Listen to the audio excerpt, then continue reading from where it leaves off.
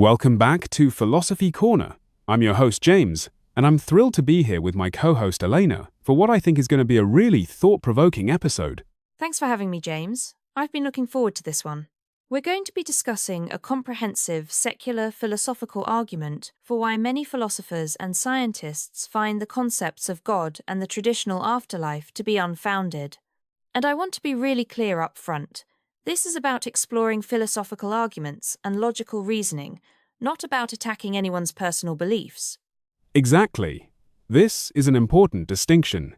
We're going to be presenting a structured set of reasons that many secular thinkers use to argue against the existence of a deity and concepts like heaven and hell. But we want to emphasize from the start that this is meant to be respectful, intellectually honest, and open for dialogue.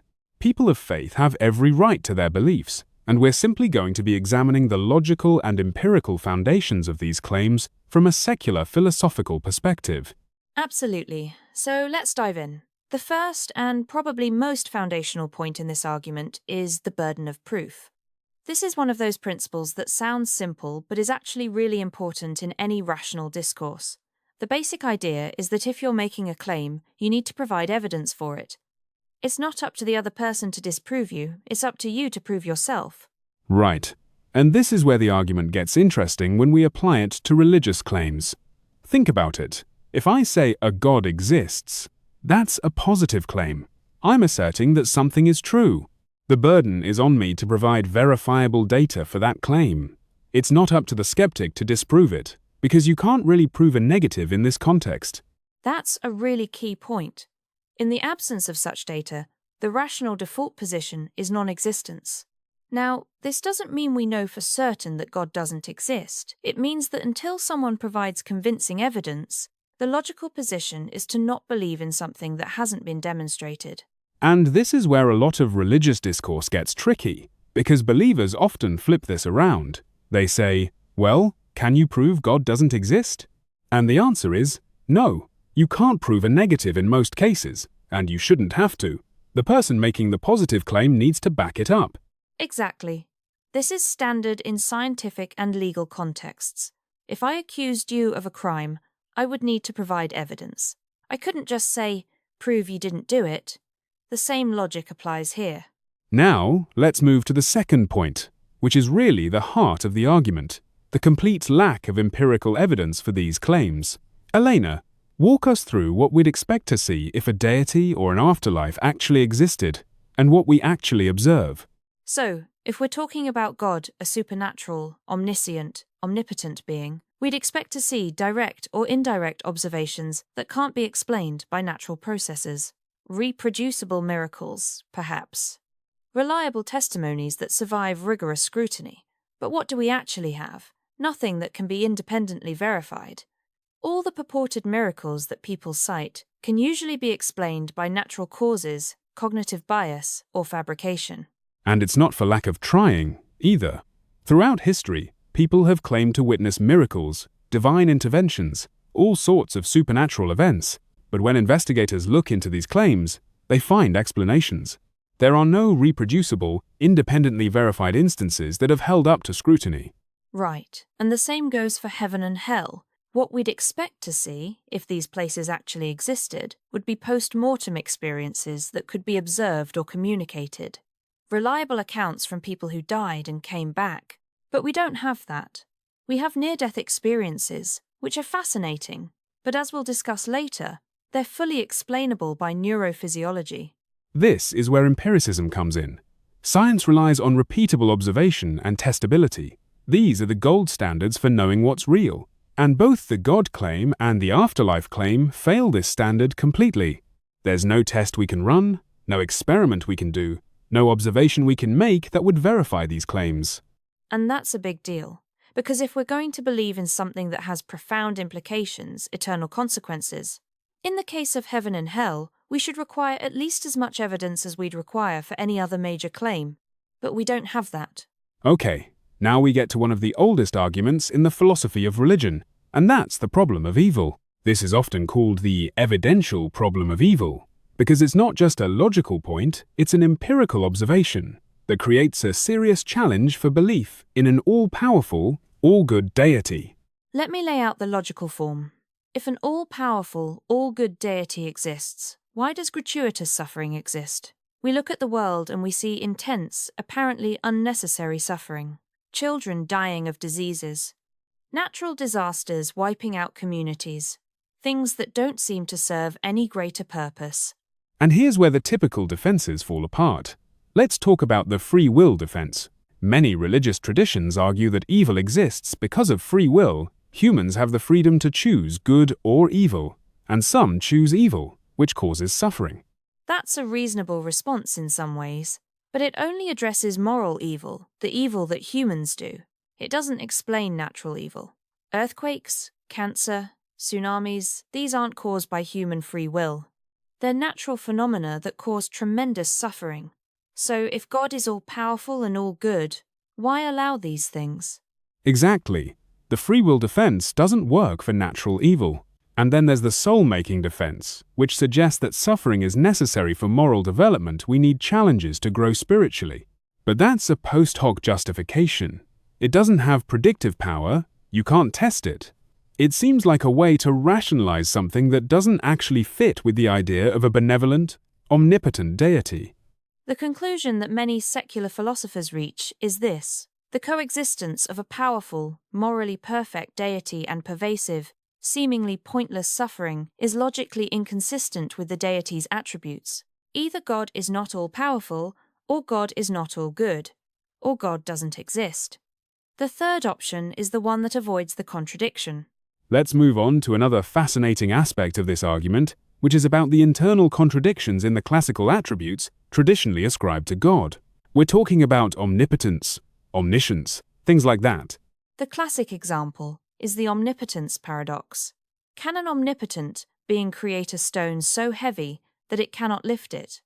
If yes, then there's something the being can't do, lift the stone. If no, then there's something the being can't do, create the stone. Either way, omnipotence is contradicted. This isn't just a trick question. It reveals a genuine contradiction in the concept of absolute omnipotence. It's very difficult to formulate a logically coherent definition of omnipotence that doesn't lead to paradox. And then there's the problem of omniscience and free will. If a deity knows every future action with certainty, if God is omniscient in that sense, then human free will becomes impossible. Because if God knows with certainty that I'm going to choose to do something, then I don't have the freedom to choose otherwise. The two concepts are mutually exclusive. Unless you argue that God limits God's own omniscience, but that contradicts the traditional definition. So we have these internal contradictions in the very concepts used to define God. This doesn't prove that God doesn't exist, but it does suggest that the traditional attributes are incoherent, which weakens the conceptual basis for belief. It's like trying to describe a square circle. The words make sense individually, but when you put them together, they don't actually describe anything real. Now here's where it gets really interesting from a sociological and philosophical perspective. We have thousands of different religions around the world, all making different, often contradictory claims about the nature of God, the purpose of life, and what happens after death. This is such an important point. Different religions present completely mutually exclusive doctrines. Some say salvation is exclusive, only believers in this particular faith go to heaven. Others say it's universal, everyone gets saved eventually. Some describe heaven as a literal, physical place. Others describe it as a symbolic state of being. These claims can't all be true. And then there's the statistical argument. If a divine being actually existed and wanted to convey reliable truth to humanity, we'd expect a high degree of convergence across cultures. We'd expect the fundamental truths to be consistent. But that's not what we see. We see thousands of different, conflicting claims. The sheer number of conflicting claims makes it unlikely that any single claim reflects a factual revelation. If you were to pick one religion at random and accept its claims, you'd be ignoring hundreds of others that make equally confident but contradictory assertions. So either all but one are wrong, or they're all wrong. Neither scenario supports the idea of a clear, revealed truth. And this is before we even get into the historical and cultural factors that influence religious belief, things like where you were born, what your parents believed, what culture you grew up in. These factors have a huge impact on what religion someone follows, which suggests that religious belief is more about socialization than about evidence or divine revelation. Now let's talk about a principle that's crucial in both science and philosophy: Occam's razor. The basic idea is that simpler explanations that invoke fewer entities are preferable, all else being equal. This is such a useful tool for thinking about these questions. When we introduce a deity or an afterlife into our explanatory framework, we're adding a lot of complexity. We're saying there's a supernatural being that exists beyond the physical universe, that has particular attributes, that interacts with the physical world in particular ways, that has preferences about human behavior, and so on. That's a huge number of entities and assumptions. And what do we get in return? Not much explanatory power, actually.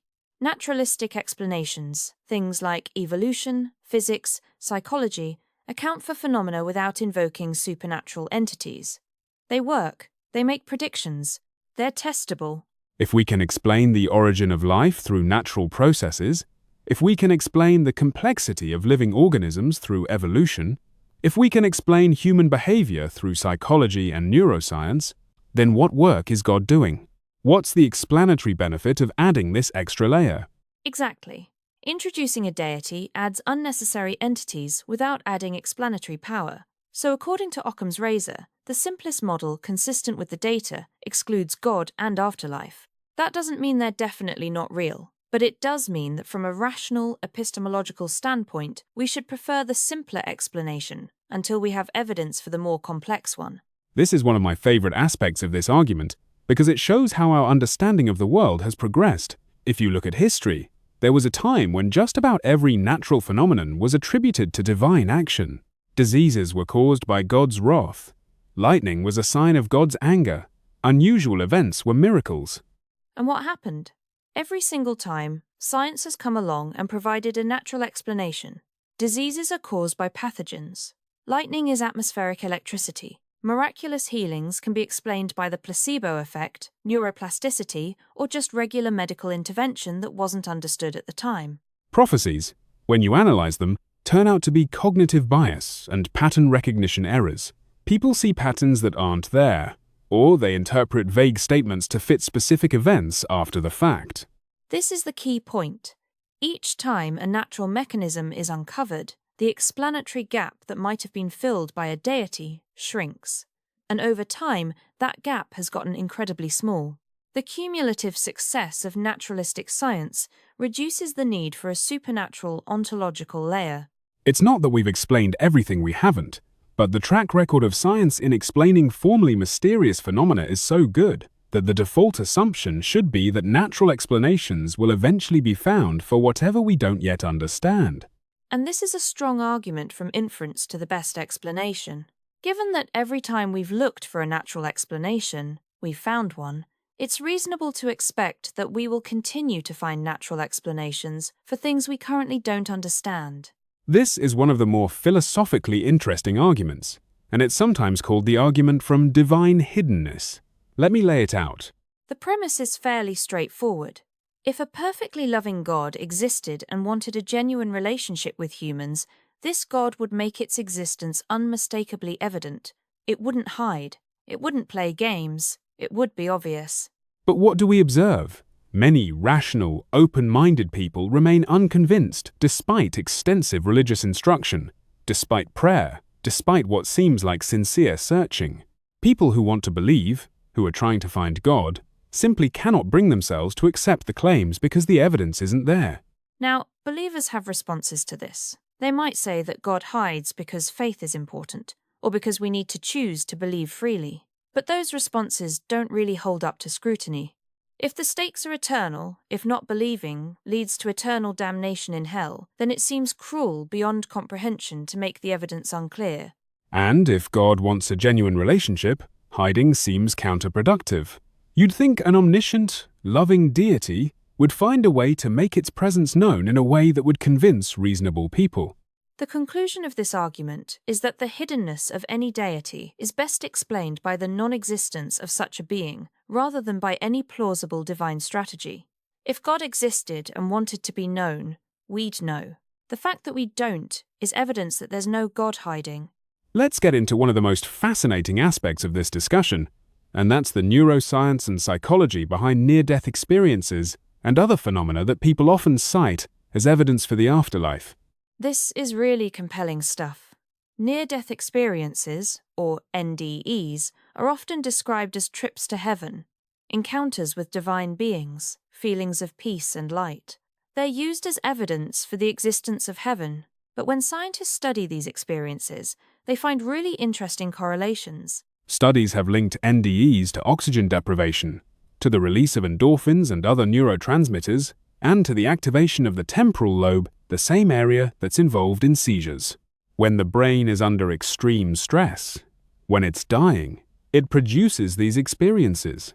And it's not just NDEs. The brain's default mode network, which is active during rest and mind wandering, can generate vivid, realistic scenes when under stress. This suggests that visions of paradise or fiery punishment can arise without any external supernatural input. Here's what I find really compelling. When you look at NDEs across different cultures, they tend to reflect the cultural expectations of that culture. People in Christian cultures see Christian imagery. People in Buddhist cultures see Buddhist imagery. If these were actually glimpses of an objective afterlife, you'd expect more consistency. That's a great point. The content of NDEs seems to be shaped by what the person expects to see, which is exactly what you'd predict if these were brain-based phenomena rather than actual glimpses of another realm. So the implication is that the most compelling personal testimonies of heaven or hell can be accounted for by known neurophysiology. That removes the need for supernatural causation. It doesn't prove that heaven and hell don't exist, but it does provide a very plausible, natural explanation for why people think they've experienced them. Now let's talk about the epistemic standards we should apply to afterlife claims. This is a really important philosophical point. The key issue is that there's no intersubjective verification for afterlife claims. Unlike scientific hypotheses, which can be tested by independent observers, afterlife claims can't be tested that way. The alleged experiences occur after death. There's no way for someone to come back and reliably report what they experienced in a way that can be independently verified. And then there's the problem of non-falsifiability. A claim that heaven exists can be insulated from disproof by appealing to "you'll never know, you'll only find out when you die." This makes the claim vacuously true in logical terms, but epistemically useless. What do we mean by that? Well, if I say heaven exists, but you can't test it or verify it until you're dead, then no matter what evidence you present, I can always say you just haven't died yet. This is what philosophers call an immunized claim. It's protected from falsification in a way that makes it impossible to evaluate rationally. And that's a problem. As a matter of epistemic standards, we have no rational basis to accept heaven or hell. We're not being unreasonable by not believing in them, we're being reasonable given the complete lack of good evidence. This is where I think a lot of religious believers might push back and say, well, faith isn't about evidence. Faith is about trust and relationship. And that's a valid perspective in terms of personal spirituality. But from a rational, epistemological standpoint, if we're asking, is this true, we need evidence, and there isn't any. We've covered a lot of ground here, James. Let's try to synthesize all of these points into a coherent summary. Absolutely. So let's bring it all together. First, on evidence. There's no reproducible, independently verifiable data that supports the existence of a deity or an afterlife. The burden of proof lies with those making the positive claims, and they haven't met that burden. Second, on logical coherence. Classical divine attributes contain internal contradictions, and the problem of evil challenges the coexistence of an all-good, all-powerful being with the suffering we observe in the world. Third, on parsimony and science. Naturalistic explanations require fewer ontological commitments and have been empirically successful across domains previously attributed to the divine. Occam's razor favors the simpler explanation. Fourth, on divine hiddenness and inconsistent revelations. The lack of clear cross-cultural convergence, combined with the hiddenness of any deity, points toward non-existence. There are thousands of religions making contradictory claims, and it's unlikely that any single one is correct. Fifth, on psychological explanations. Compelling personal experiences of heaven or hell can be accounted for by brain processes, which removes the need for supernatural causation. Taken together, These points form a coherent argument that, in the absence of convincing evidence, the rational position is to regard God, heaven, and hell as unfounded concepts rather than as true realities. And I want to emphasize again, this doesn't mean we're absolutely certain that God doesn't exist or that there's no afterlife. It means that given the complete lack of evidence, and given the logical and empirical problems with these claims, the rational position is skepticism. I think it's really important to acknowledge that this is a sensitive topic, and our listeners might have different perspectives. Absolutely. We want to be clear that this argument is intended to illustrate a secular, philosophical perspective. It does not aim to disparage personal faith. Faith can be meaningful and valuable for many people in many ways, even if from a philosophical standpoint it lacks empirical support. And we also want to acknowledge that this is not the only rational position. Many highly intelligent, thoughtful people have spent their entire lives defending religious faith and coming up with sophisticated philosophical arguments for the existence of God. We've just presented one side of the argument. What we hope is that this encourages people to think critically and openly about the claims we choose to accept about the ultimate nature of reality, to examine their beliefs, to ask questions. That's what philosophy is all about. Exactly. And if you're a person of faith, we hope you don't feel attacked by this discussion. Our goal is respectful dialogue, not conversion or dismissal of your beliefs. Well, this has been a fascinating and wide-ranging discussion. Elena, thank you so much for walking through this with me. Thank you, James. It's been a great conversation. And to our listeners, thanks for tuning in to Philosophy Corner. If you have questions, comments, or alternative perspectives, we'd love to hear from you. Until next time.